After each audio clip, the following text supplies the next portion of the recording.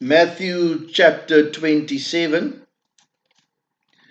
Early in the morning, all the chief priests and the elders of the people came to the decision to put Jesus to death.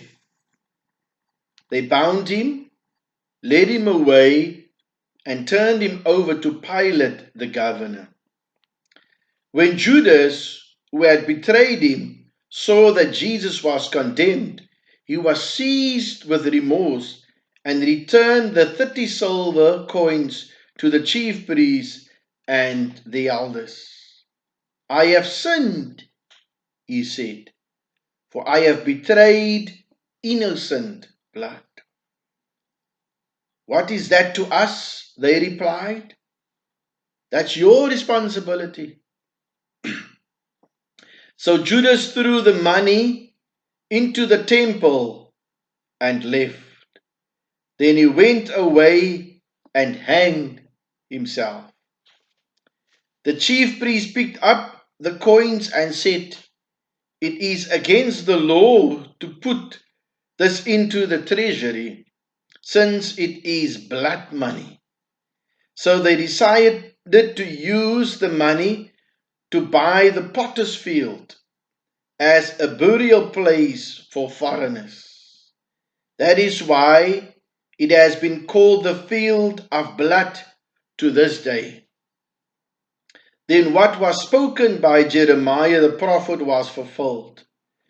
They took the 30 silver coins, the price set on him by the people of Israel, and they used them to buy the potter's field as the Lord commanded me. Meanwhile, Jesus stood before the governor, and the governor asked him, "Are you the king of the Jews?" "Yes, it is as you say," Jesus replied. When he was accused by the chief priests and the elders, he gave no answer. Then Pilate asked him, "Don't you hear the testimony they are bringing against you?" But Jesus made no reply, not even to a single charge,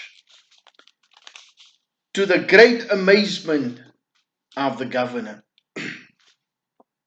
Now it was the governor's custom at the feast to release a prisoner chosen by the crowd. At that time they had notorious prisoners called Barabbas.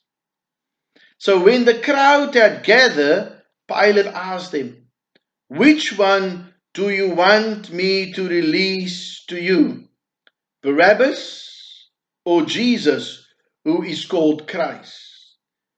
For he knew it was out of envy that they had handed Jesus over to him. While Pilate was sitting on the judge's seat, his wife sent him this message: "Don't have anything to do with that innocent man, for I have suffered a great deal today in a dream because of him." But the chief priests and the elders persuaded the crowd to ask for Barabbas and to have Jesus executed. "Which of the two do you want me to release to you?" asked the governor. "Barabbas," they answered. "What shall I do then with Jesus, who is called Christ?" Pilate asked.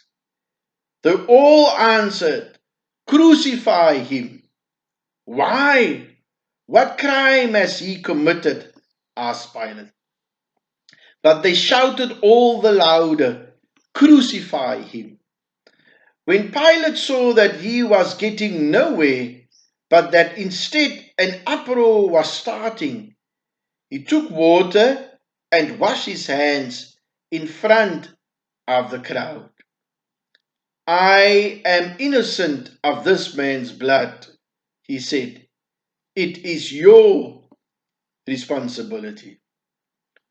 All the people answered, Let his blood be on us and on our children. Then he released Barabbas to them, but he had Jesus flogged and handed him over to be crucified. Then the governor's soldiers took Jesus into the praetorium and gathered the whole company of soldiers around him. They stripped him and put the scarlet robe on him, and then twisted together a crown of thorns and set it on his head.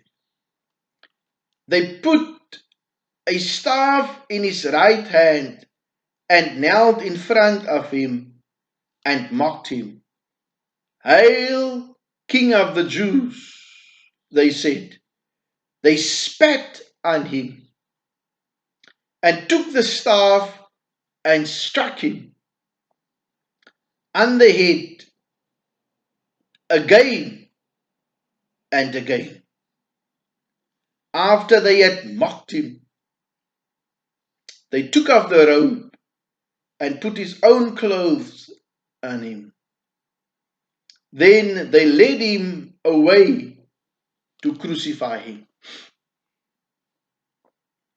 As they were going out, they met a man from Cyrene named Simon, and they forced him to carry the cross.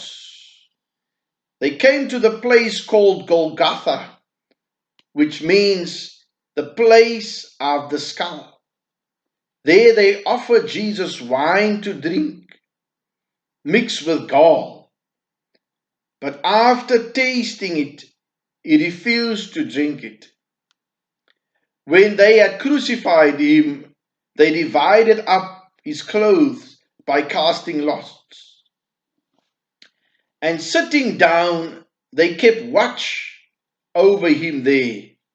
Above his head, they placed the written charge against him: "This is Jesus, the King of the Jews."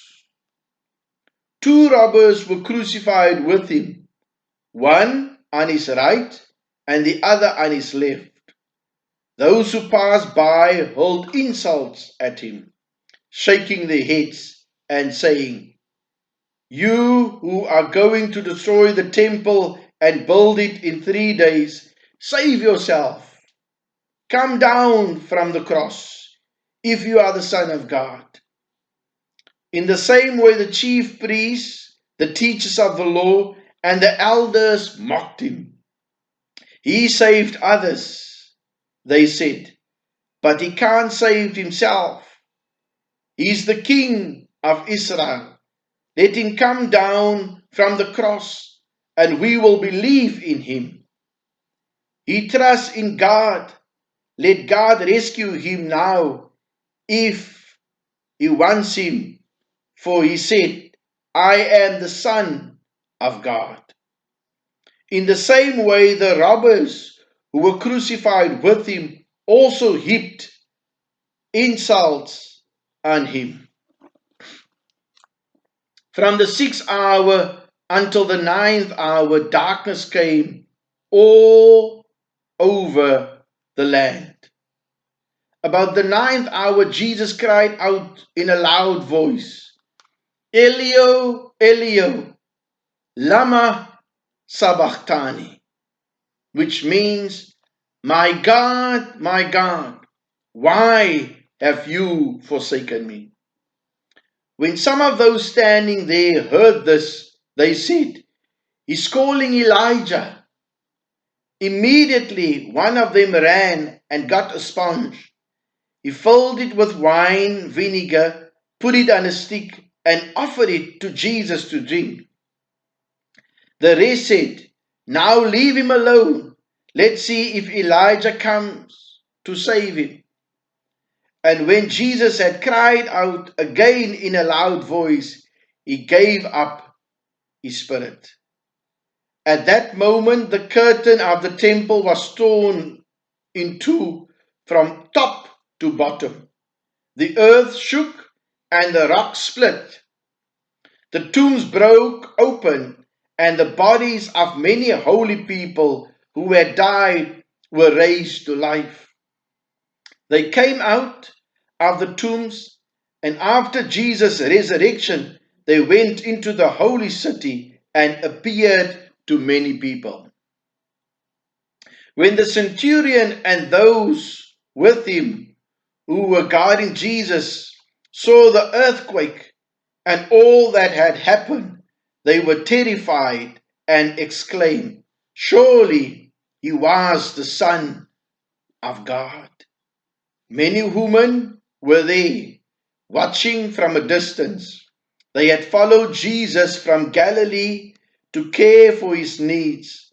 Among them were Mary Magdalene, Mary the mother of James and Joseph, and the mother of Zebedee's sons. As evening approached, there came a rich man from Arimathea named Joseph, who had himself become a disciple of Jesus. Going to Pilate, he asked for Jesus' body, and Pilate ordered that it be given to him. Joseph took the body, wrapped it in a clean linen cloth, and placed it in his own new tomb that he had cut out of the rock. He rolled a big stone in front of the entrance to the tomb and went away. Mary Magdalene and the other Mary were sitting there opposite the tomb. The next day, the one after preparation day, the chief priests and the Pharisees went to Pilate. "Sir," they said, "we remember that while he was still alive, the deceiver said, 'After 3 days I will rise again.'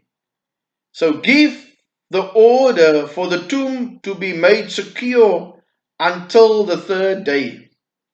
Otherwise, his disciples may come and steal the body and tell the people that he has been raised from the dead. This last deception will be worse than the first." "Take a guard," Pilate answered. "Go make the tomb as secure as you know how." So they went and made the tomb secure by putting a seal on the stone and posting the guard.